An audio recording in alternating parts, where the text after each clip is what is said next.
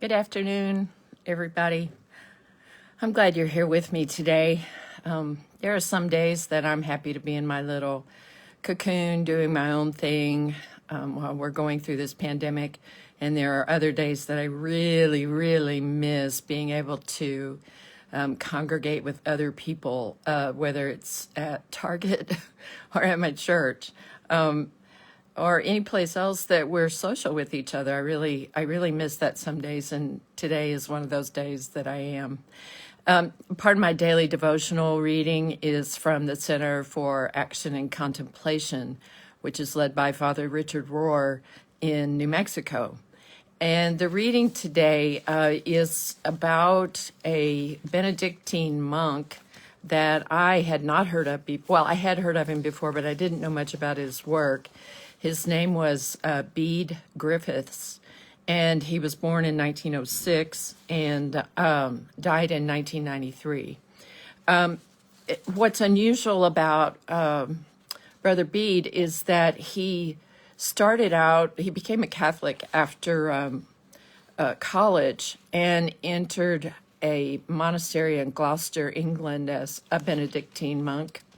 And after about 25 years in the community, he decided to go to India in 1955. And he went to a monastery there, but then was asked to take over an ashram called Shantivanam, and was the leader of that hybrid of Christian and Hindu contemplative work, mystical work, for the rest of his life. And so I'm so impressed that at a time that was pre-Vatican II, he had the courage to marry both Christianity and Hindu thought.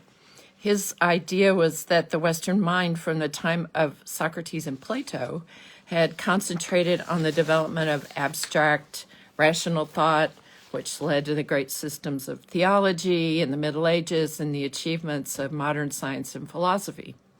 But India had been nourished from the beginning, he says, by the truth of imagination, the primordial truth, which is not abstract but concrete, not logical but symbolic, not rational but intuitive. So it was, he said, that I was led to the rediscovery of the truth, which the Western world has lost and is now seeking desperately to recover. So what an amazing person to have that kind of courage and to be able to bring together this idea of being faithful to his original Christianity, but embracing the wisdom and the practices of Hinduism. So in this day that I feel a little disconnected from other people, I wanted to share a thought about how we can be with each other. And this is what Brother Bede wrote, and I'm not sure which year he wrote it. He said, "It is only in prayer that we can communicate with one another at the deepest level of our being. Behind all words and gestures, behind all thoughts and feelings, there is an inner center of prayer where we can meet one another in the presence of God. If we could learn to live from that center, we should be living from the heart of life, and our whole being would be moved by love."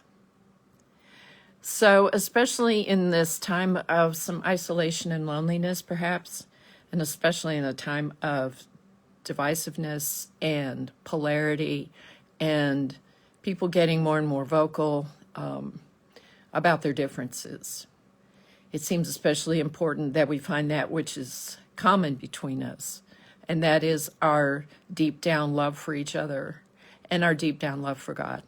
That's what brings us all together, and it doesn't matter what your name for God is. The great force that holds the universe in motion, the creator of all things, the principle underneath which all things stand. Whatever your name or identification is with that higher being, we're all joined together by that. And it's so in getting into our hearts that we can reconnect with each other. And so for all of you out there with whom we cannot connect with each other in person, I'm joining with you in my heart. I'm holding for you all the best and the highest. I'm holding for us as a nation and as a world the best and the highest. I'm acknowledging our common grief for all those lives that have been lost in the last 6 months to a deadly virus. And I'm holding that the highest good is in store for us in the weeks to come. We must hold to that, or else we might become hopeless. We might become too connected to our own opinions and feelings that we lose each other.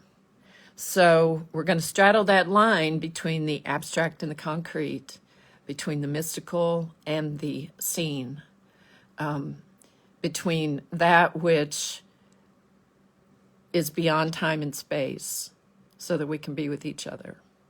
So that's my words of hope and thoughtfulness for you today. I'm glad you could join me.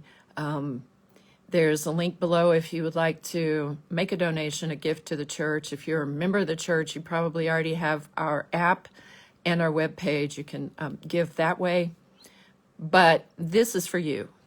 This is a gift that I can offer to as many people who care to see it as possible. And if you would like to share this with others who might benefit from this little message for today, go to my Facebook page. You can share it from there. So thanks for being with me. I love you. I miss you. See you next week. Bye.